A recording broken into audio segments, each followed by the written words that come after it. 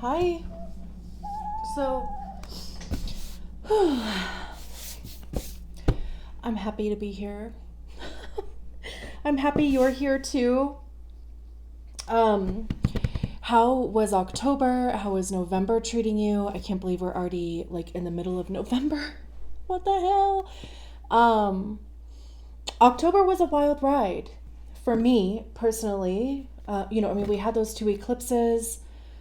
Uh, man, you know, good stuff, but like overwhelming stuff too. So, just trying to take it one day at a time.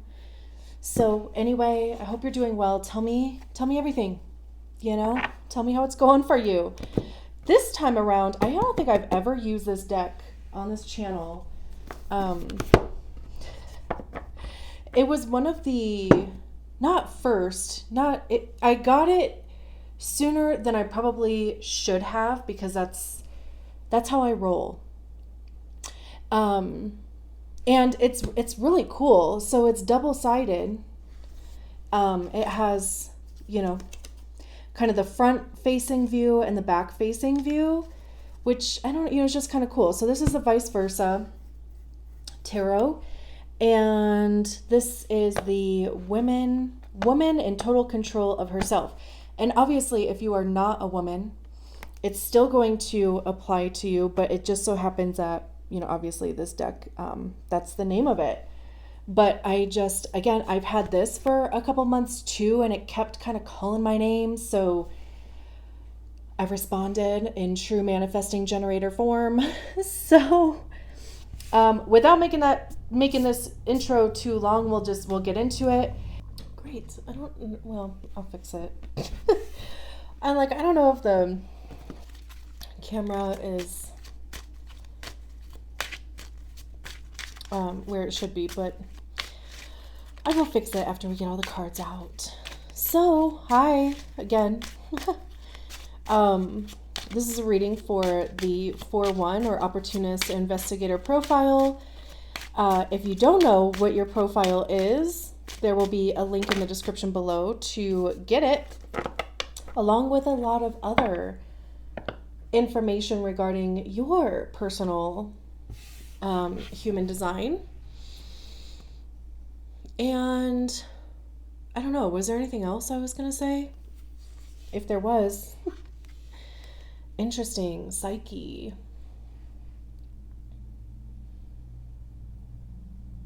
We'll read about this after we get all the cards out. But of course, just being drawn to this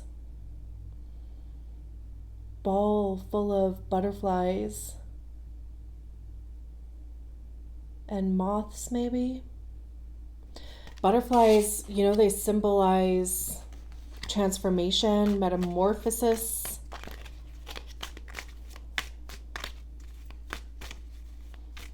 Psyche, that has a lot to do, obviously, with your mind and your mindset. With these cards, since there's images on both sides, I'm just going to take the side of the card that comes out. I'm not going to flip it over. So we have the Star card. It's quite a way to start.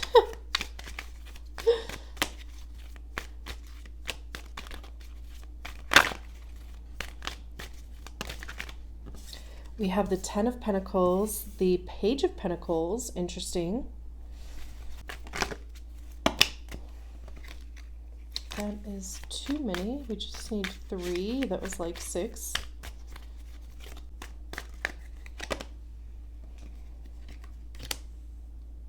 We have the King of Wands, 7 of Swords, and the 2 of Swords. Very interesting. Which way is the bottom of the deck? We have the Page of Cups, Death, Ace of Cups. This is the Queen of Pentacles, Temperance.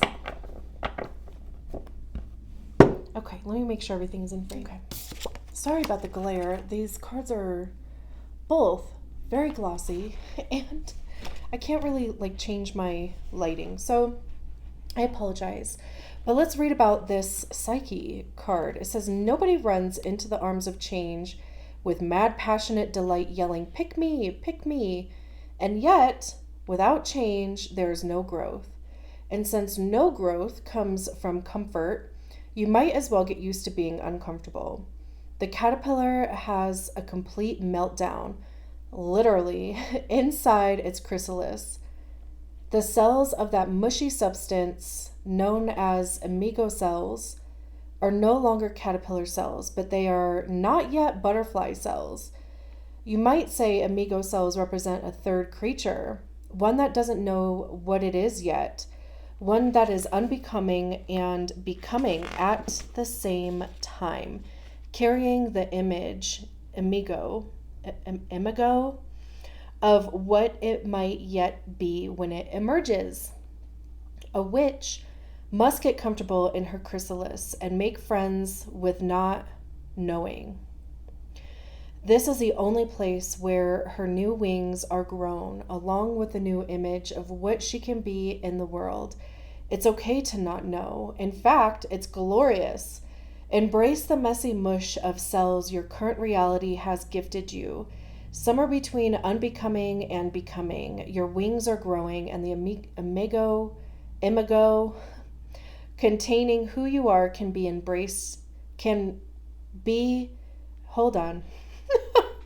Somewhere between unbecoming and becoming, your wings are growing, your imago, containing who you can be, is embracing its color, radiance, and vitality.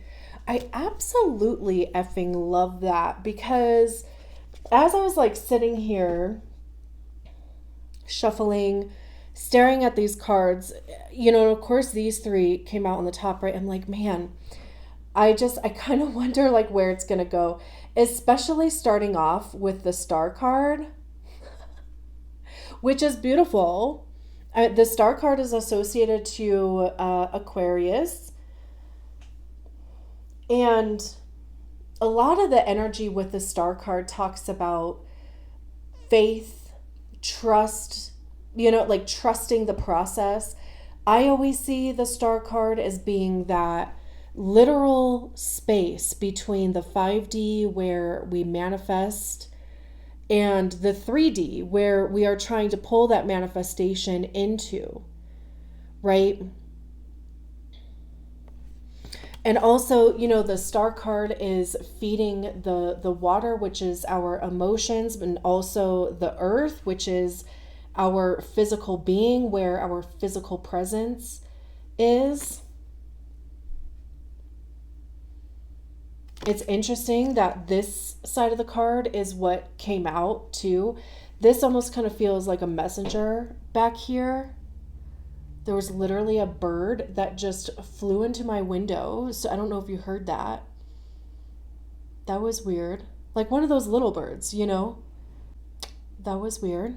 And it was weird because we were talking about this bird and I was saying that maybe there's a message that's coming in. So that could be confirmation of that. However, we have to take into consideration your profile, right? That's what we're doing the reading based on. And granted, these readings are not necessarily, to teach you human design. It's more so, obviously just to offer an additional avenue of receiving a message outside of the traditional, zodiac sign, which there's nothing wrong with, of course. I have to be different based on my design too. It's like, I have to step outside of the norm or tradition. And like with you guys, right? Like, you are the only one that has that juxtaposition, the fixed fate profile. You have to. This isn't me just telling you what to do, right? Like there's like this knowing within you, like you have to honor your fixedness, And if people made you feel insecure about that growing up, or, kind of, put you down or whatever, then there's the biggest part of human design is the deconditioning, because we've all been conditioned We've all experienced trauma in one capacity or the other, you know, like just cultural, societal norms and the way that everyday, day to day capitalism, blah, blah, you know, like it doesn't work with everybody's design. So, you know, and I'm saying all of this because this it just has this feeling of kind of, you know, like coming into yourself and like accepting yourself here. This, you know, there's the big focus on like your North Star. You are fixed. So you especially need to follow your North Star. And you probably already know that. You probably already know how uncomfortable it is to kind of let other people guide or direct or, you know, like position you to go in certain directions or whatever. And especially if it's like, I know this isn't right for me.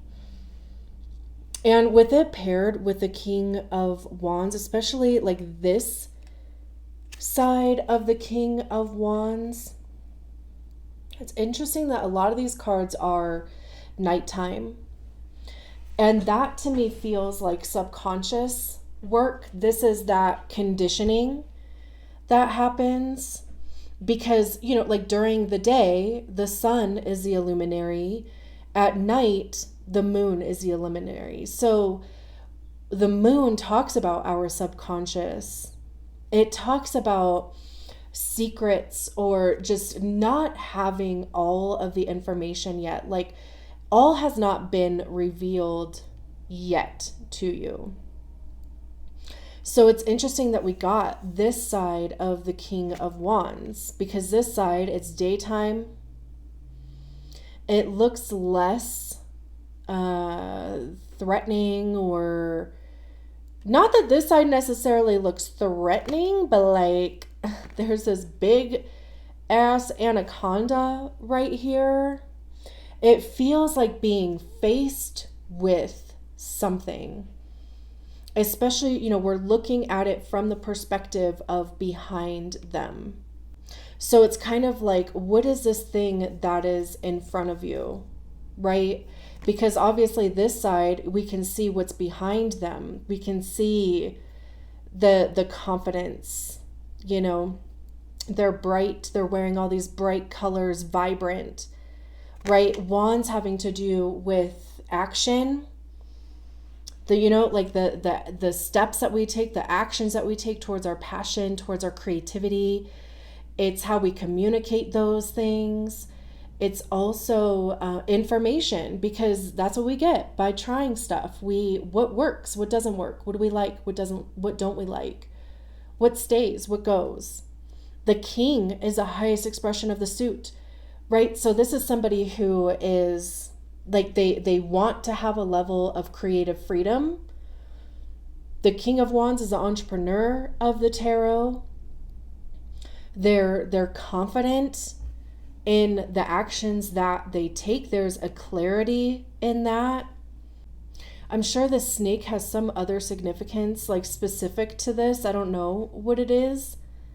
And the book is like buried or in a box somewhere.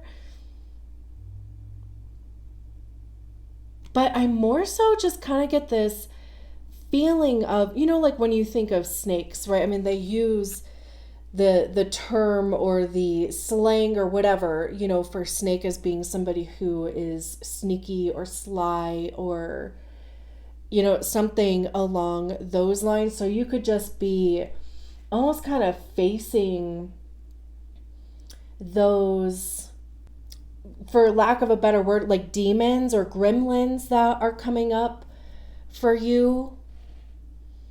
Because again, it could be just subconscious work. Like, what are the things that are holding me back? What are the ideas that are holding me back? And are they mine? And specifically, you know, this is the only card technically that's like during the day. The Page of Pentacles, it's either sunrise or sunset. It depends on how you want to look at it. All of these other cards are nighttime. again, right? I mean, like dealing with the subconscious. We have this big ass moon right here too. Maybe even we just had that new moon in Scorpio. Maybe there was something around that. But with the Ten of Pentacles, Pentacles having to do with our money, how we get it, how we save it, how we spend it. It's our physical time. Like, what are we spending our physical time doing? It's our physical body and our health.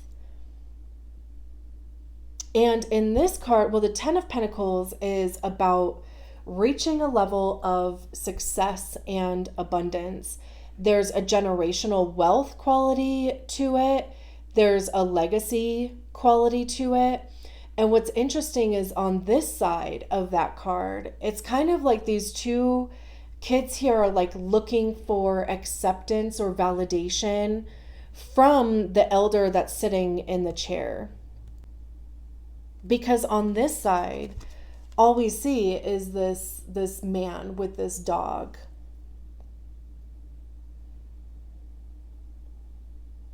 But this is a side. So, you could have wasted a lot of energy, as we all do, trying to live up to somebody else's expectation or somebody else's dream for you, or really even just seeking validation and acceptance from an authority figure in your life. I mean, it could be a parent, it could be a boss, it could be, friends, it could be whatever the case may be, right? But this, and especially with it paired with the Seven of Swords, it's like, it's stealing from you. It's like literally taking energy away from you to do this. The Seven of Swords generally, and which is also kind of interesting that these two cards are next to each other, because we were talking about the snake and, like how that, like when you call somebody a snake, it's not generally a compliment, right? But also not to like also kind of take away, because snakes shed skin in order to grow too, right? So, I mean, there's that aspect relating back to the card and with the butterflies and the chrysalis and stuff. So there's also that aspect where, I mean, you could be really like peeling back those layers and like really deciding, right? Like who you are going to be.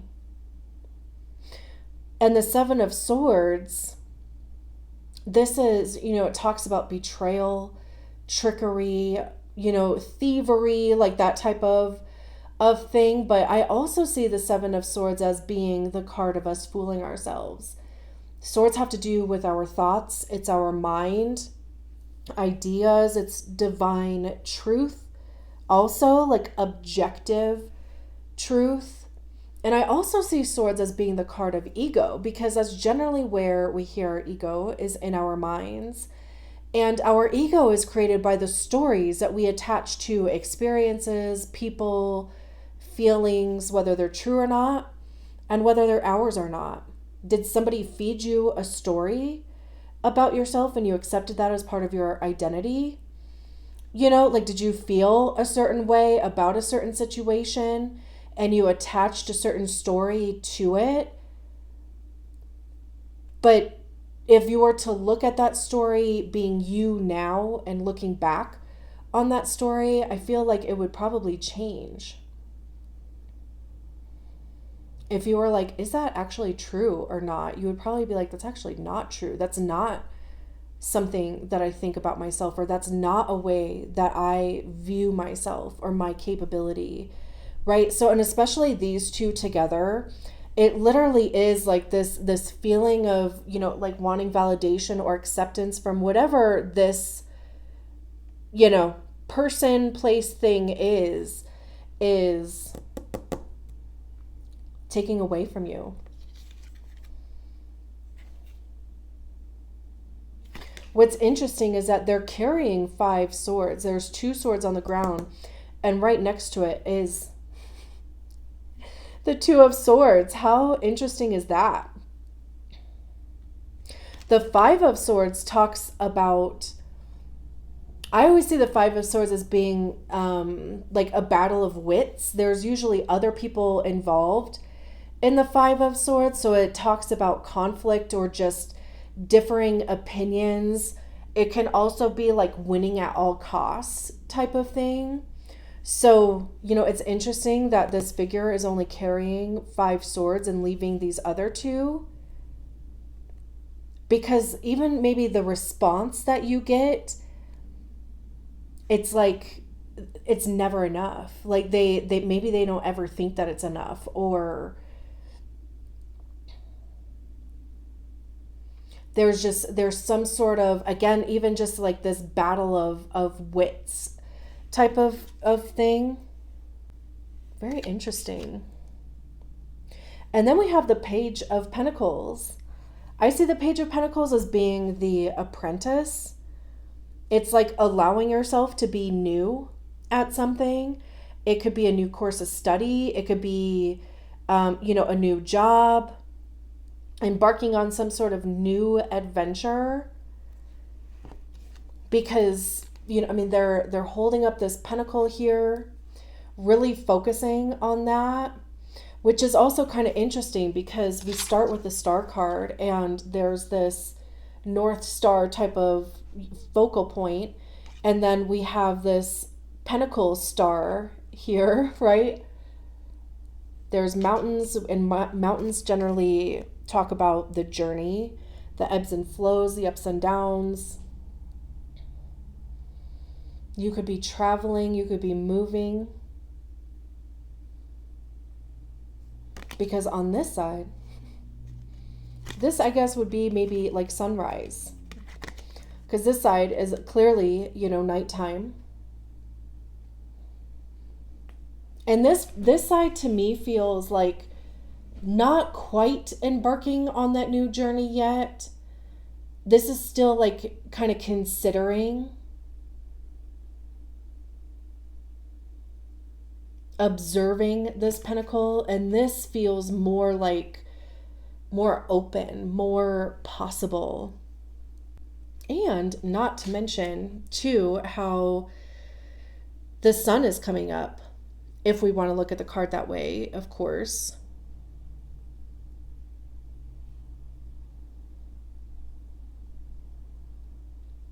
It really, and especially with it paired with the 2 of Swords, it really is up to you. Like, the decision is really up to you. Because the 2 of Swords, it does talk about making a decision. It also talks about being a bit stuck in indecision. This side looks more treacherous, than this side. This, the waters are more peaceful. There's not an active storm going on, right? Like the storm is clearing out. Clarity of thought here, because again, swords having to do with our mind. And not to like forget here that there's these 2 swords that are left. Very interesting. We have the moon. There could be something around, I don't know when the next full moon is. Is that like in 2 weeks or something? And is that in Gemini? I want to say. Which is an air sign. Swords are air cards. So that's kind of interesting, actually. I'm glad that came up because, yeah, maybe there is something coming up around the Gemini full moon. I want to say it's Gemini. I'm literally just kind of, I'm like, because I think the last full moon, which was an eclipse, was in Taurus. So that would make sense that the next full moon is going to be in Gemini.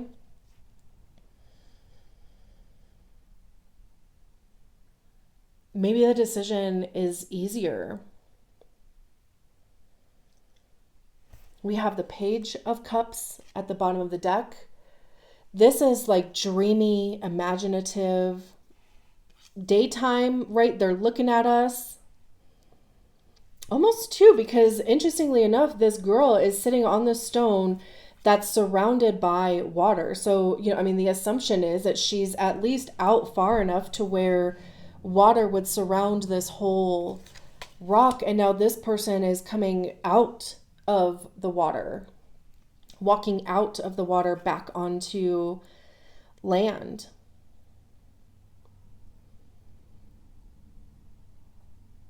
It's a page. So, it kind of has like a more, kind of like a young at heart, like allowing yourself to have fun, allowing yourself to get back into your imagination, to really get into your feels, right? With cups, really allowing yourself to get back into that heart chakra. What do you want to manifest from the place of love, right? Like a life that you love, what you love doing. See, this card is at night. But that's not what we were shown, Blue skies. The Death card. And then the Ace of Cups, which is really effing cool because the Page of Cups is holding the Ace of Cups. Death card talks about something having to end in order for something new to begin. So it's more about like rebirth than it is about something ending, but it's also recognizing that there does have to be an end to something in order for there to be something new. And then we have the Ace of Cups. It could be discovering something new about yourself because we have this person on this horseback here. We have, this Ace of Cups is exactly what this Ace of Cups looks like. It could be discovering something new that you love, right? And of course, I mean, it could be relationship wise. It could be, like romantic love. It doesn't necessarily have to be. And I don't necessarily see like romance as far as partnership in this reading, but it can be. But this is more about like yourself, and like feeling fulfilled, feeling purposeful, discovering something about yourself. And then the Queen of Pentacles, Temperance, the Nine of Cups. I love this. I love this for you. I'm going to leave it there. Thank you so much for allowing me to read your cards. I'll talk to you soon. Bye.